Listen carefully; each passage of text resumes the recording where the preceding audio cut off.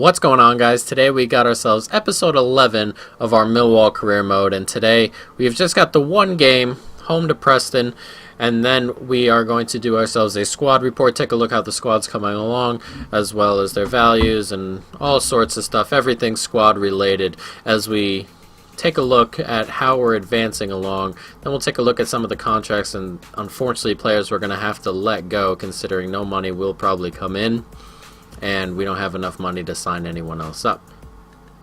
So that is just how it's going to go. But first, we're going to start our game here. Home to Preston. We're going to start with our regular 11.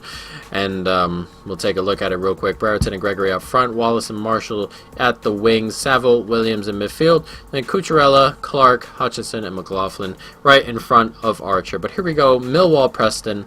Let's jump into it. Ball inside. Here comes Preston. Oh, he's turned inside me really well there, and it's 1-0. And 2.5 minutes in, we trail at home to Preston, and we are not on a good run of form lately, and that was my fault, that one. 3 losses on the bounce, 2 in the league, and he's turned me really well there in the finish. No doubt from Harrop, but God, we've been playing awful lately, and we just cannot give up starts like that if we're going to just get better at this. We just got to hunker down and figure out what's going on. Brereton, though, does well. Good save. And it's come back in. Oh, and Rudd doesn't have much to do on that second one. Really good first save, and unfortunately there was no power behind the second one to get it on net at a quick enough pace to get by the goalkeeper. 1-0 Preston. 6 minutes gone. So hopefully we can put one away very soon. Brereton. Oh, Brereton skips by him, and Brereton finishes. It's 1-1 here. And we've leveled it up. We've had plenty of chances the last couple of minutes after they had scored early, and we've been much the better side after that early goal. And 1-1 Brereton, I'm not sure how he did it, but he just almost rolled it past the defender there and skipped onto it right here. There it is. It looked like he was going to fake inside and then went outside, and then a really nice finish there abouts, and it's 1-1, 21 minutes gone, and hopefully we can push on and get ourselves a winner, or at least take the lead. We are only 22 minutes in, so a winner's a bit early, but 22 minutes in, we can take the lead next. Oh, Gregory does well here. Gregory! Oh, and he's hit the post. Oh, it's almost gone back in. Oh, Gregory did so well to bypass his man there and then fired it past Rudd, but it hit the post. And then it was almost deflected in by the defender, and then Gregory gets a chance there as well and just couldn't put it by. 2 chances for Gregory there, one off the post and one a bit wide. 30 minutes gone, and we could be ahead. Nice from Brereton. Here's Gregory. Brereton. Out wide. Marshall swings it. And Rude gets a touch on it. That's a strange touch, an unnecessary touch. And Gregory is at the back post to head home ahead of the defender there. And it's 2-1. And a goalkeeper mistake. I mean, I guess he had to come out and touch it, but I don't know if you want to call it a mistake or not. Point is, we've scored. We've taken the lead. That touch has just come out, and Gregory, he's there to tap home with his big head. And we are 2-1 up against Preston here. They have been threatening every once in a while coming forward, so we're not out of the woods yet. But 2-1 up, we've been much the better side. And hopefully we can keep it going and end this game with 3 points, as Cucurella does well to take away there. But Saville takes it away there, and we'll see if we can get another chance at the break. Gregory trying to run off the defender. Or Brereton is, I mean. And Brereton does well. Brereton cuts back inside. Brereton is 3-1, and we may have wrapped this game up. But the break we wanted the first time around, and at the second time of asking, the counter comes, and Brereton, with his pace, just skips away from the defender, cuts back inside. It's 3-1. Nice finish, and we'll take it. And hopefully that'll give us the 3 points here. He's done very well to get away from the defender there. Cuts back inside, and that's a good finish. Just inside the post there. 3-1 Millwall. Ball in. Brown does well to clear. Oh, and Johnson again. This Johnson guy's quite good. He's got a bit of pace about him. Oh, and Malt's done well to get away. Can Hutchinson catch up? He's got a bit of pace to get away. It's a good ball back across, and Johnson, who we've been talking about, has pulled one back for Preston. We've got 16 minutes to hold this off. He's quite the player, this Johnson. He's come on and made a bit of difference for Preston there. He's got pace and a nice touch, and there he is scoring the goal to give them a bit of hope here at the Den. There we go. Nice ball across. Johnson free. Good header. Keep it under the bar. 3-2. Ball forward. Can we get ahead to it? Hutchinson can get ahead to it. Just clear it. Nice from Morrison to hold on to that. And we do get the victory here. 3-2. Preston pushed and pushed toward the end. And that Johnson is quite a player over there. Might have to look at him a little bit. But they did well toward the end there. They really pushed and pushed and pushed. But unfortunately couldn't get anywhere in the end there. 3-2 the victory. And that puts us in a nice spot. Wolves do win as well. Aston Villa look to have won there as well. We'll take a look at the table after 27 games. Bristol still 3 ahead, and we're still... Here we go. Hull failed to win last time out. We're 5 points out of Wolves and Villa as Hull and Sheffield go down a little bit. Sheffield haven't played their game, but let's see what happens once we push forward just a little bit.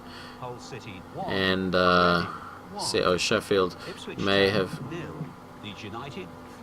Oh, I've switched. Oh, God, I can't do anything about it. I really don't want to let Morrison go, but I don't think I have a choice, unfortunately. Sheffield wins, they do win, so 4 ahead of Sheffield as we go. So let's do a little bit of training, and then we're going to jump in. We're going to simulate to the next game, and then we're going to jump into our squad report.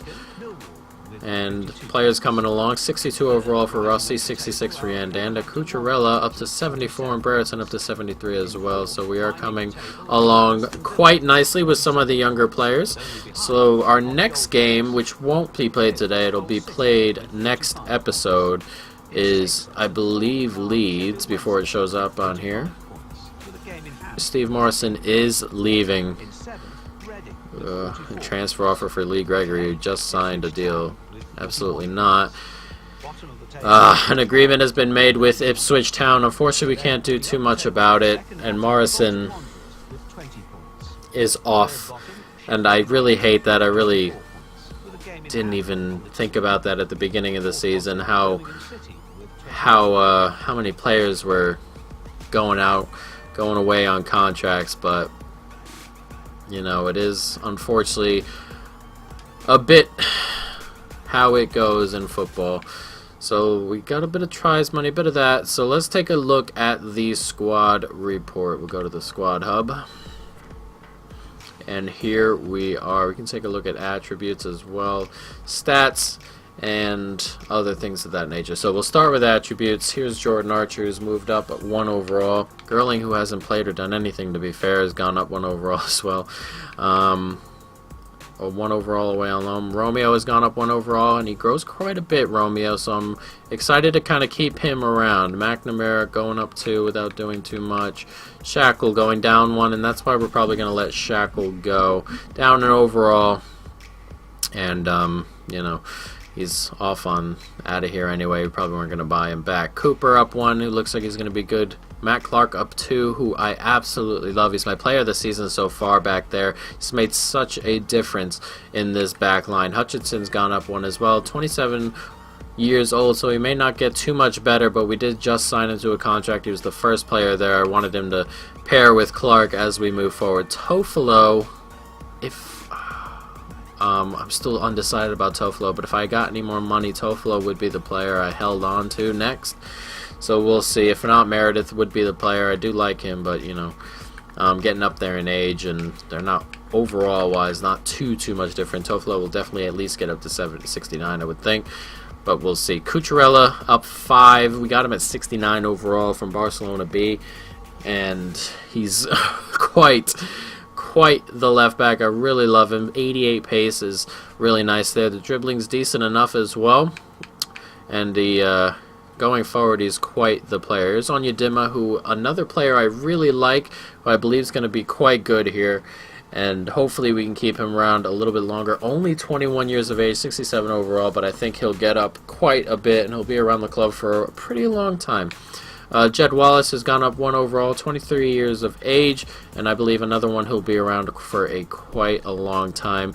All around, pretty nice stats, and it's nice seeing him go up. Ben Marshall's gone up 1 overall, but he will be going back to Wolves at the end of the year. Unfortunately, I do like me some Ben Marshall, but Onyedinma can definitely fill in on that right wing, and we'll see what actually happens when it comes to transfers next time around in that position, wing at least. Here's Tuna Cliff, who I quite like as well, who will take over for Williams' spot. You can argue he could be there right now, and he probably, I mean, performance-wise, he's pushing to get ahead of Williams as of right now. Anyway, 2 overall, gone up, 25 years of age, still a little bit of time to grow. Thompson's gone up 1 overall. He's a bit unhappy, hasn't played too much lately. I would like to get him in the team a little bit more because I believe he can grow a little bit. He's grown 1 overall, 22 years of age, hasn't played too much, which is going up 1 overall is pretty nice, and it shows. Saville, 74 overall, 24 years of age, still has a little bit of room to grow. He's my favorite midfielder so far. He tends to work things in the middle there, always demanding the ball, always passing it very nicely, and it's just my main midfielder, and we're going to keep him in the midfield for a long time going forward. Here we got Sean Williams and Aiden O'Brien. Haven't moved too much. Aiden O'Brien's only 24. Williams, though, 31 overall, or 31 years of age, 70 overall. Hasn't gone down, which is nice at 31, but I believe he's off at the end of the year with his contract running out, and we don't really have any money to keep him around. O'Brien hasn't played too much, 68 overall, but he's not too bad. But he can play up front, which is nice, and we're going to have to keep him around just in case we don't get ourselves a striker next term. We'll have 3 strikers, and I would like to have 4 with the way we play with 2 up front, so we'll see. Lewis White's gone up 2 overall, but he will be leaving at the end of the year. I'm not sure how much better he actually gets, and his stats aren't overly great. 47 shooting, 49 passing, 62 dribbling, 78 pace is nice, but he's 18, and I'm not sure how much more he can grow. Yandanda's gone up 4. He's actually grown a lot nicer than I thought he may have so far. I figured he'd grow a decent amount, but his physical is the only thing holding him back from being a really top player. He's got everything else. He's played really well since he's come on. It's just sometimes he comes into games, and if he plays centrally, it's difficult for him, especially with the center backs, to just push him off a bit easily. So we're still working on Yandanda, but he's come along ever so nicely as we move forward. Tim Cahill, another player, unfortunately, will probably be leaving. He's gone down in overall. He doesn't play too much because our strikers up front are very nice as of now. And everything's a little bit average at his age, and he's probably off, unfortunately. Morrison's gone down 1 overall, and he's leaving at the end of the year, as we just saw. It's a bit unfortunate, and I really wanted to keep him around. A bit of a club legend, but we'll see what actually happens. Maybe we'll bring him back at one stage before he retires, but we'll see. Eduardo Rossi, gone up 6 overall. This is our Scout Future Star, 17 years of age, 62 overall, grown 6 points, and he's quite nice. And when we first looked at him, he didn't look like he would be overly great, but other than physical, everything is turning out quite nicely. He's still able to grow and grow. It looks like it was between 80 and 92 or 80 and 94 his overall potential, so he looks like he's going to be up there, get up there quite high, but he's been playing quite well as other than just growing. He's been playing pretty well. Ben Brereton, probably our signing of the season so far. 5 overall, he's grown, 73 overall. He's got more room to grow. It's his pace and his physical that really sets him apart from the rest of our strikers.